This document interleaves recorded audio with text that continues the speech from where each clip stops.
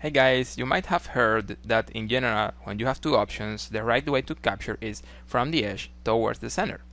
However, there are certain situations where this is not the best decision.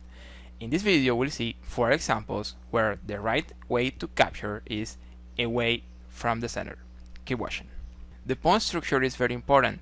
It is going to tell you the plan, the good and bad pieces, and a lot of information about the position and how to continue.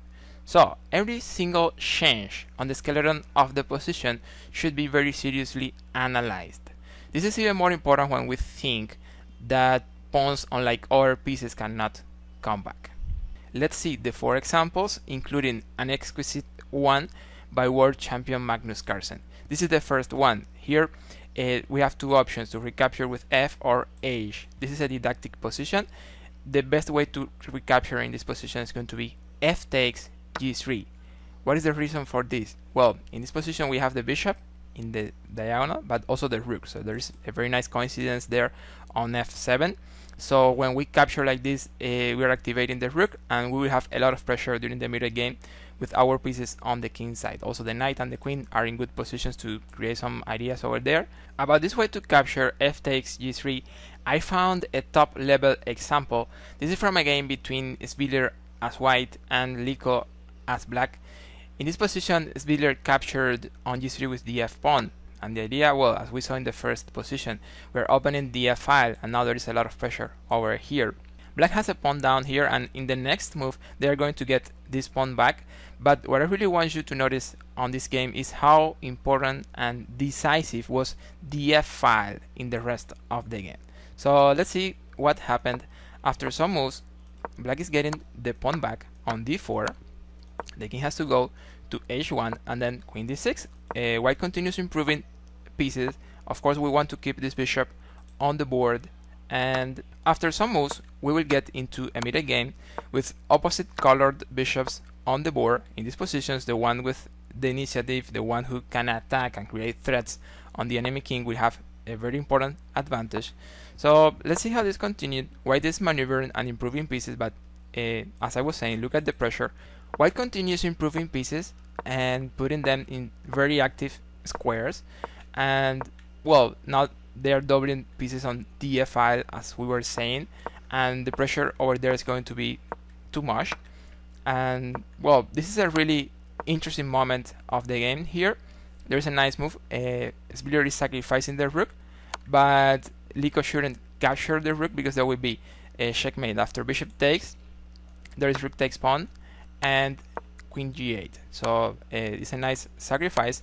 The game continues here, King E7, but Black is already in a very bad position with the king in the middle of the board. So Rook H7, avoiding trades and increasing the pressure again, and then Queen E4, King D7, and Bishop takes F7. This position is completely lost for Black as the king is completely discovered here. All white pieces are very active. Again, we need to mention the opposite colored bishops in the middle game, and also we need to mention the F file and all the pressure white could put over that file. The second example is a theoretical position, and it happens after the moves E4, E5, Knight F3, Knight C6, Bishop B5, and A6, the main line in this position for Black. Here the main line for white is Bishop A4, but there is a variation where white takes on C6. This is the exchange variation. In this line, the right way to capture for Black is with the D pawn away from the center. D takes C6. The reason for this is mainly about the pawn on E5. Black is losing this pawn on E5, and they want to be prepared to reply to the capture. So after the capture on E5, now the queen has the D file open. So Black can play Queen D4 with a double attack, getting the pawn on E4 in the next move. That's like the main reason to recapture with D in this position, although we need to mention that, of course, after this recapture, we are also opening the diagonal to develop the bishop very quickly. The example number 3 is another theoretical position, and it happens after the moves E4, E5, Knight F3, Knight F6, Petrov defense, Knight takes E5, D6, Knight F3, and Knight takes E4. Black gets the pawn back. In this position, main line for white is D4. However, there's this interesting variation where white plays Knight C3. the best move for black here is knight takes c3, and the best recapture in this position for white is d takes c3. And the reason why is that white is going to develop this feature very quickly. Very often they will play queen d2 and will castle queenside in the next moves. And the idea is that they are prioritizing development over the control in the center in this line. They are prioritizing play with pieces this time. And finally, this is special example. This is from a game by Carlsen as white versus Nunn as black. Here the world champion, as you can imagine, is going to recapture on b3 with the c pawn, but this one is actually very deep. It's really hard to understand this move. Notice when we capture like this, we are getting a useless majority on the queen side, because now black has 2 pawns and they are going to stop the 3 pawns we have on the queen side with those 2 pawns. So what's the idea behind this move? Why is Magnus Carlsen recapturing here with the c pawn? The reason is really deep and subtle. In this position, black has a backward pawn here on d6, and always in front of a backward pawn there will be a very nice outpost for our pieces. Right now we shouldn't play knight d5 because that can be a trade, and then the backward pawn won't be a weakness anymore and we lose the outpost. So the plan Carlsen wants to do here is to use this knight to control that outpost on d5. So when he trades with this pawn, he's clearing c2, and he wants to start a very special plan. He wants to put the knight over e1, c2, b4 and d5. So that's the idea, and that's the reason why this master took with the c pawn. Let's see how the game continued. Right now he's attacking the pawn on e5 because there is a pin, so Nunn needs to move the queen and then knight e1 as we were saying. a6, knight goes to c2, queen comes to d7 now, and then knight b4. The rook comes to c8 and f3. That's a typical move, controlling g4, protecting the center. Bishop goes to d8. White is going to improve pieces a little, like rook d3, a5, and then finally knight goes to the outpost on d5. Knight takes, a4. Nunn is going to try to get some activity over the a file.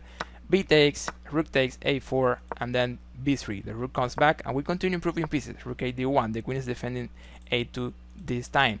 Black plays here rook a5, but then white is playing knight b6 and they're going to get 1 pawn. After bishop takes, we're attacking the rook, but also we're attacking the pawn on d6.